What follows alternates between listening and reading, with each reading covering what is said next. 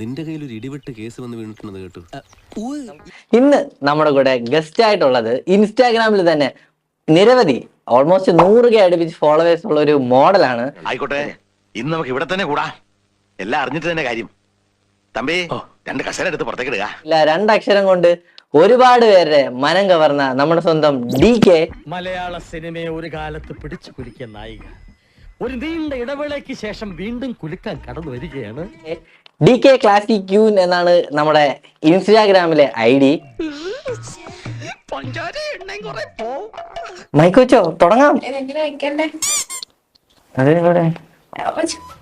ചില പെണ്ണുങ്ങൾ ചില കാര്യങ്ങൾ അല്പം പൊറിഞ്ഞേ പറയാറുള്ളൂ. നമ്മൾ ഉടനെ അത് അങ്ങോട്ട് തുറന്നേക്കണം. അല്ലെങ്കിൽ ആ പൊടിയും കൊണ്ട് വേറെ അടുത്ത് പോയി കളയും. പിന്നെ കിടന്ന് കണ്ടിട്ട് കാര്യമില്ല.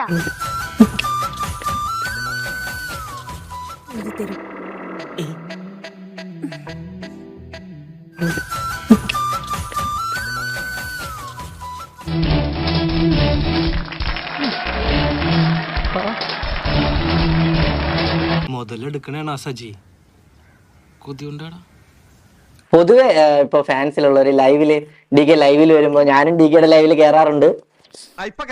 അല്ലെങ്കിൽ പിള്ളേച്ചൻ നുണ പറയുന്നതായിരിക്കും. ജോണി സിൻ അറിയോ? ജോണി സിൻ പിന്നെ ഭയങ്കര ഫേമസ് പ്ലംബർ. അപ്പൊ അവിടത്തെ ഡോക്ടറിന്റെ ഹോസ്പിറ്റലിൽ ലാബ് ടെക്നീഷ്യൻ ആയിട്ട് പോവാ ഒരു വേക്കൻസി കിട്ടിയ DK പോവോ? ഉറപ്പായിട്ടും പോകും.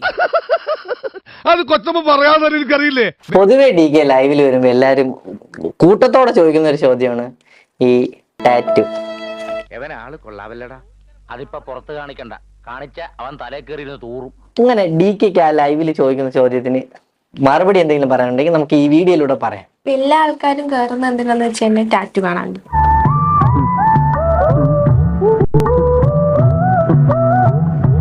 അപ്പൊ ടാറ്റു ഇപ്പൊ ഈ വീഡിയോ കൂടെ ടാറ്റു കാണിക്കാൻ പോവാണോ?